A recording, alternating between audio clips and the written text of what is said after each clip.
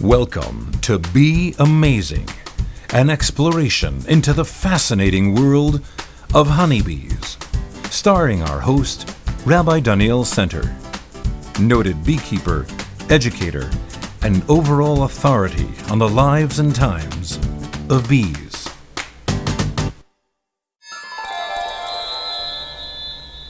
Sukkot, my favorite time of year. We all go outside to enjoy Yom Tov in the beautifully decorated sukkah, complete with wine, challah, honey, and bees.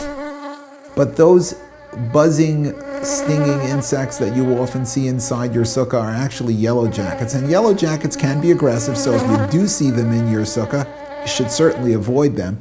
But they are often confused with honeybees. Honeybees almost never sting. If a honeybee stings, it actually dies. It has what's called a barbed stinger, which means there's a hook right at the end of their stinger. And if they sting you, their stinger stays inside you, and when they pull away, it actually kills them.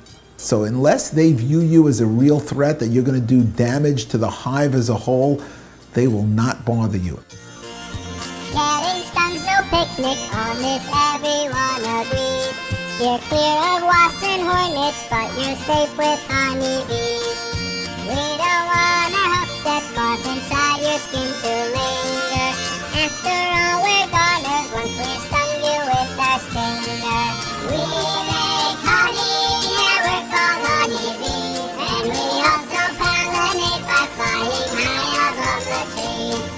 We're not aggressive, don't threaten our hives. We'll leave you alone because we want to stay alive. yes, thank you, bees. Let's hear it for the Honey Harmonies Buzzer Shop Quartet. That will be all now, ladies. This is an informative, educational film, and we won't be needing any more buzzing. Now then, the bees are split into 3 different categories or castes: the queen, the drone, and the worker bee. We focus today on the worker bee, a type of honeybee that indeed works very hard. The queen's purpose is to just lay eggs. That's all she does. The worker bees, which are all female, do all the other chores in the hive. The expression busy as a bee is very correct because bees can be busy 23 out of 24 hours a day. Right? They rest. They never sleep. They rest for approximately 1 hour a day. Sometime during the early development of an egg, it was chosen by the community that that egg should be developed into a queen. They feed her royal jelly, and she will actually develop quicker, 16 to 19 days. She'll emerge from her cell as a queen bee. The average bee during the summer lives about 6 weeks. In comparison, a queen can live up to 6 years. The interesting thing is, during these winter months, the queen stops laying eggs. Winter months extend long beyond 6 weeks. We should no longer have any bees in the hive. Why is it that winter bees live 6 months and summer bees live 6 weeks? Because if they didn't, they couldn't exist. And since God wanted our honeybees to exist and realized how important they were for our environment, therefore summer bees live 6 weeks, winter bees live 6 months. Out of 24 hours, we all work 23.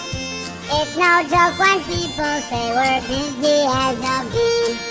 Royal jelly makes a queen, that's one of our techniques. So much to be accomplished in our lifespan of 6 weeks. Our work ethic is really pretty great.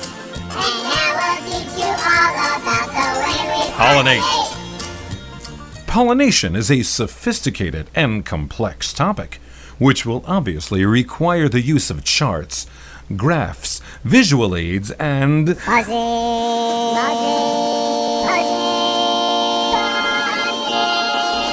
I was going to say careful analysis.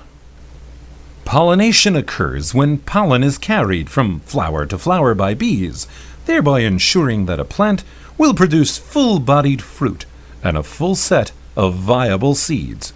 The other important activity being accomplished by the bees at the flower is collecting nectar. Nectar is carried inside the bee and eventually becomes honey. The amazing thing is, had one thing been reversed, we'd have no pollination.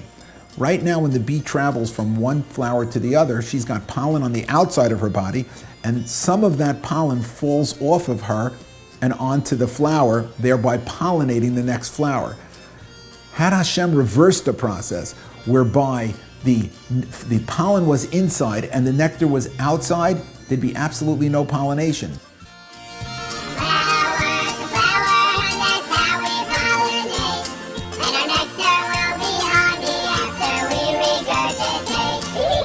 Honeys, this is a family program. Now then, how do the bees actually find the flowers from which to procure pollen and nectar?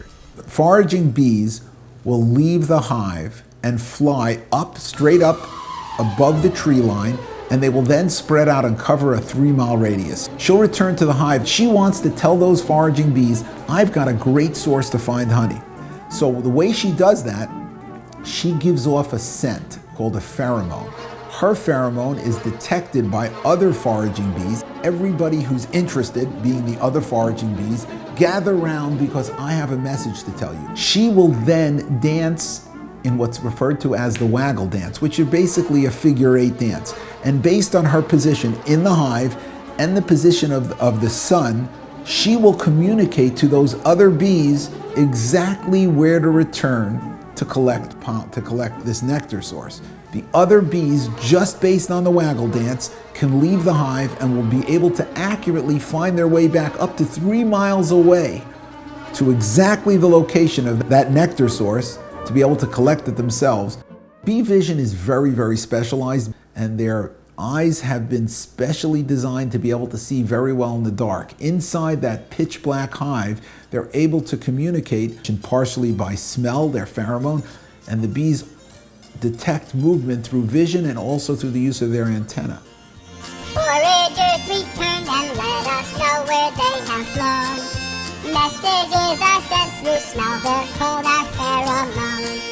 With bee vision, antenna, position of the sun. Figure 8 is how a wiggle dance is done. Find that flower, come along with me. The antenna, night vision, and lenses help us see.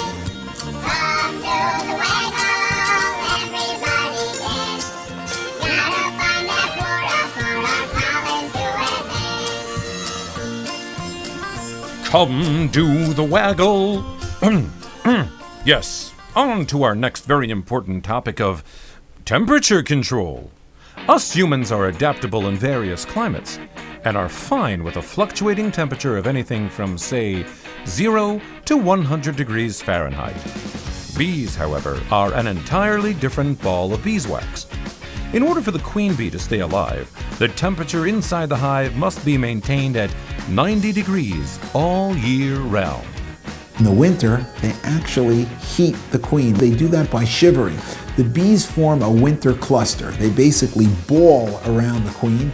Somewhere in the middle of that cluster is our queen.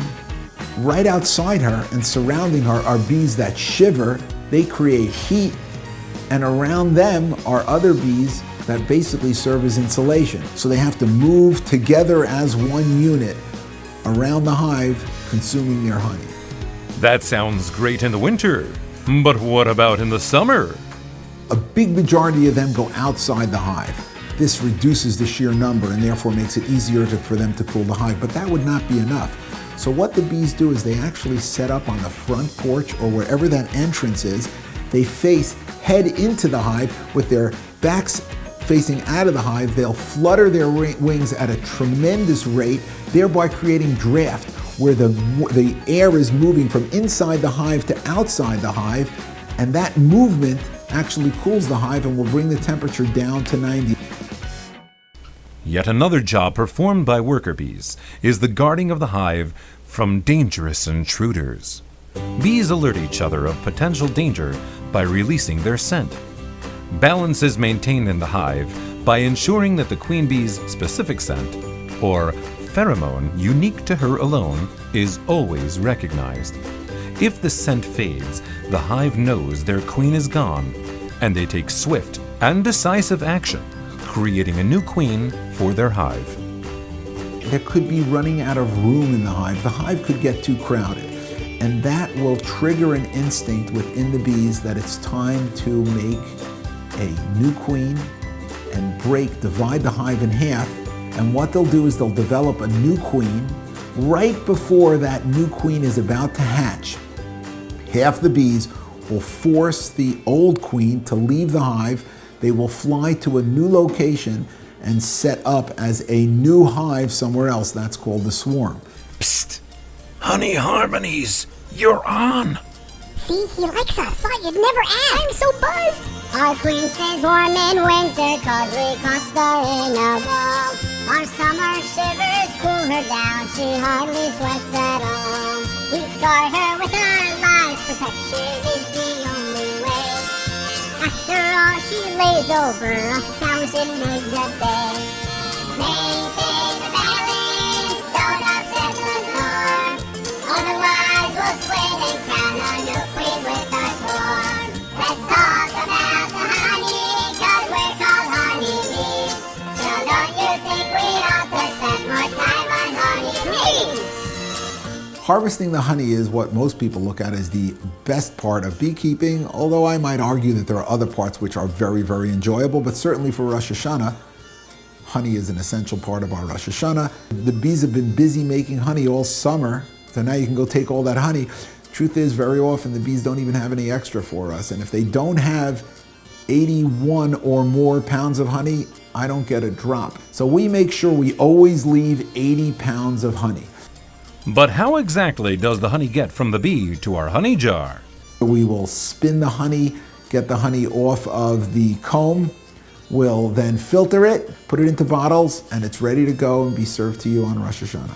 So honey is an amazing food. It's actually completely shelf stable, and it's stable because the bees need it to be stable for it to last through the winter.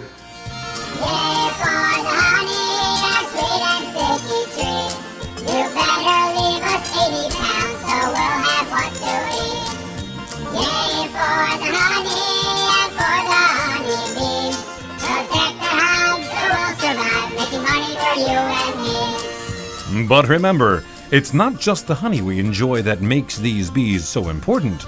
They are our best pollinators, and without them, much of our produce supply, items like almonds, apples, peaches, and nectarines, would dwindle or even disappear.